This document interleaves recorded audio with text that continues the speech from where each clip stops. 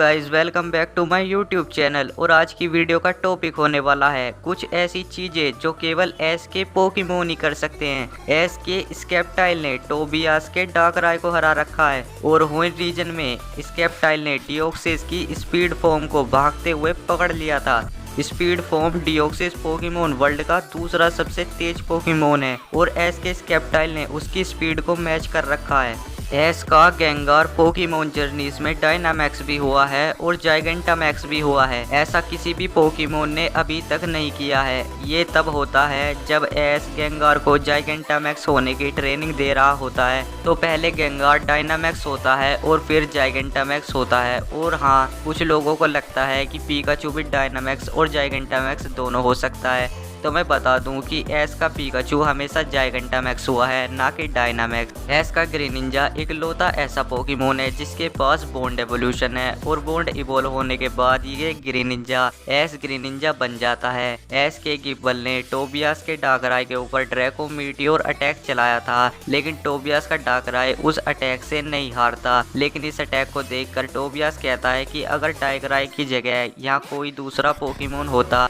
तो वो जरूर हार जाता। एस का टर्टविग इवोल्व होने के बाद कमजोर हो जाता है क्योंकि इस पोकेमोन ने काफी कम बैटल की है और जितनी बैटल टोटेरा ने करी है उसमें उसे कमजोर दिखाया गया था, इसलिए ऐसा लगता है कि टर्टविग ज्यादा पावरफुल था। एस के टोटेरा ने बैटल लड़ी है इलाइट 4 की बर्था के साथ, वोल्कनर के इलेक्ट्रीवायर के साथ और एस वर्सेस पोल बैटल में। एस की एज हमें कभी बढ़ती हुई नहीं दिखाई गई, लेकिन एस की लैब्रेस की एज बढ़ी है। एस लैब्रेस से ओरेंज आइलैंड पर मिलता है और उसको उसके परिवार से मिलवा देता है। बाद में एस की लैब्रेस हमें एक जोटो रीजन के एपिसोड में दिखाई जाती है जहां उसकी एज बड़ी होती है और लैब्रेस को जोटो रीजन में देखकर एस भी उसे नहीं पहचान पाता क्योंकि वो बहुत बड़ी हो गई थी। ग्राउंड टाइप पोकेमोन्स पर इलेक्ट्रिक टाइप मूव्स का कोई काम नहीं होता, लेकिन एस के पिकाचू ने ऐसा कर रखा है। एस के पिकाचू ने ब्लेन के राइडोन के सिंग पर थंडरबोल्ट अटैक चलाया था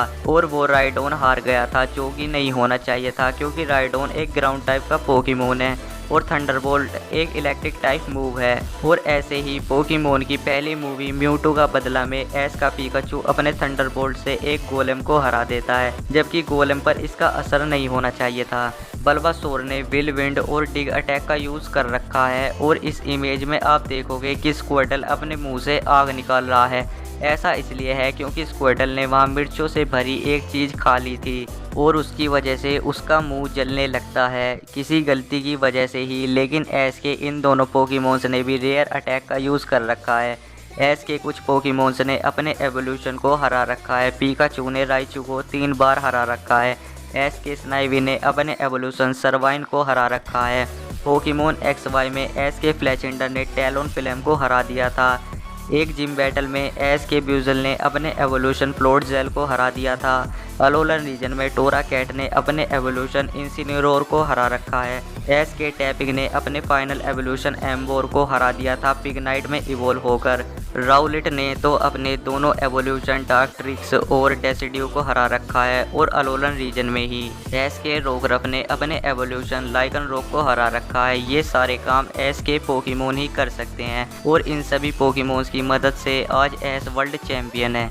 अगर आपको ये वीडियो पसंद आई हो तो वीडियो को लाइक और चैनल को सब्सक्राइब जरूर कर देना और मिलते हैं किसी नेक्स्ट वीडियो में। तब तक के लिए बाय बाय।